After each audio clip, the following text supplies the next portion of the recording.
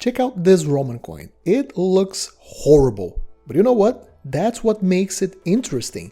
We're talking about the Roman Empire here, that highly developed civilization that managed feats of engineering that wouldn't be surpassed for 1,000 years after their fall. Why would these highly competent people allow such a sad excuse of a coin to leave the mint and enter circulation? And it's not like that's the only example of an ugly coin. The Greeks and many other peoples also produced their fair share of these ugly little things. And throughout history, before the invention of modern machine-made coins, poorly struck, ugly coins were somewhat common. So what's going on? And to understand this phenomenon, we first need to look at a modern coin. How do we manage to get perfectly round coins every single time? The process of coin minting that we have today is, at least in principle, the same to what they did back in ancient times. You make a disc of metal and you stamp it on both sides with whatever design and whatever message you want. The only real difference is that, well, today we do it with modern machines that allow for a consistent, high-quality strike. Out of all of these modern innovations, one of the most important ones was the collar. A collar is, as the name suggests, a ring that fits around the coin during striking. As the planchet is struck, this collar prevents any metal displacement beyond its limits.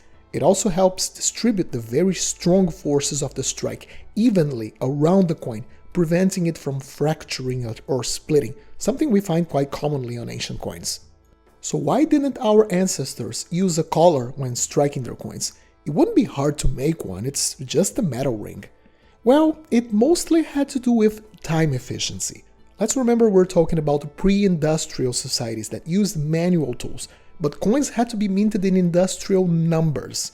The more steps you added to the process, the more expensive it would be to make a coin, and the issuing states actually made a profit when striking coins. For most people at the time, only two things truly mattered on a coin: that the metal weight in the coin was consistently within a certain range, and that the image on the obverse and reverse were clearly visible, passing the message that the ruler desired to communicate. But it's not like absolutely no one gave a damn about the coins having a properly round, even shape. It really varied from case to case. If we look at some of the very first coins, like this Lydian electrum piece I have on screen now, the very concept of a coin being a flat, round disc didn't even exist. If you melt down a piece of metal in a crucible, it will become a little blob of molten metal, and these early coins were nothing but that, small blobs of electrum that they let cool down just enough for it to be able to be picked up and then stamped with the symbols of the king. However, there were those who went to the trouble of making their coins as round as they could with manual tools. Check out this enormous Egyptian bronze coin. This is a tetrobol struck under Ptolemy III, around 230 BC. As you can see, it is almost perfectly round, and what's even cooler about this coin is that we can still see some of the traces of what they did to ensure this coin was as round as possible. Let's do some detective work and figure out how they made it. First, let's look at this piece from its side. Notice it doesn't have a consistent perimeter all around. One side is larger, wider than the other. As we can see, there's a slope around the rim. During flan preparation, before pouring the molten bronze, the mold would be made this way, with this smaller perimeter at its lower end. So when the metal was poured in and the flan cooled down, they would simply spin the mold around and the flan would just fall off. This ensured not only that they could reuse molds over and over, but also that the rims didn't have any ragged edges as a result of metal not reaching all spaces within the cavity. Notice there's a small flaw at the rim, right here. It's like someone took a little bite out of this coin. You see, they wouldn't cast the flans for these coins one by one. That would be very inefficient. What they did instead was to have a series of slots for coins, connected by channels. Imagine a tree with branches. This way, mint workers only needed to pour the metal once, and it would flow around this tree, filling multiple holes and making lots of flans at once. The individual coins could then be cut loose with something like tweezers. Most of the times this would leave a mark at the spot where this casting spruce once was, like we have here. They could sand away the excess material, making the coin nearly perfectly round, but that's a lot of work for a single coin, and in cases such as this one, a coin without much intrinsic value in it, they considered this small visual flaw was, frankly, it was acceptable, and they just left it this way. But wait, there's more. The Ptolemaic mint workers, they took a lot of pride in their work. They went one step further to ensure their coins were as round as possible. Let's go to the reverse, where we are greeted by this wonderful eagle. I'm going to ask you not to pay attention to the eagle for a moment, but focus instead in these odd circular lines that we see all over the coin. Let's put a picture of the coin up and zoom in. Focus on the 12 o'clock area, next to the eagle's head. Do you see it? A series of concentric rings? Now let's look at the center of the coin. There's a little dimple, a little hole right at the center. These guys were so smart. This is evidence that these coins were put on a lathe. A lathe is a machine that rotates an object around an axis very quickly. They made the flange with a little dimple at the center so it could fit on the center axis of the lathe. And then, as the lathe rotated, tools were pressed against the coin's surfaces and it flattered the rims and both of its faces, making the rims as even as possible and both faces almost perfectly flat. So when striking the coin, the dice would sit against a perfectly flat surface, ensuring an even, high-quality strike. Now, keep in mind that what the Egyptians did here was an exception. That is a lot of work to ensure the coin was round, and most of the times this wasn't really a priority. If we look at Roman denarius, for example, we can see a more typical coin and the kinds of defects you would expect. This denarius of Emperor Caracalla is a good example. The coin is round, yes, but it isn't perfectly round. This probably indicates that the flan for this coin was originally cast in a round receptacle, all fine and well, but as it was struck, since there was no collar around it to prevent lateral displacement of material, it assumed this slightly oval shape. Also, notice a crack around the 3 o'clock area that goes from the very edge of the coin up to the emperor's nose.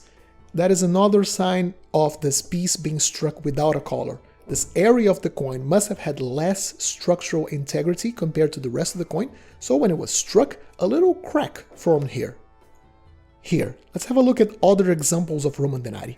As you can see, the hammer strike can result in all kinds of funky shapes. Some retain their round shape quite well, others become more oval-like, others get nasty gashes as the flint tears open from the hammer blow.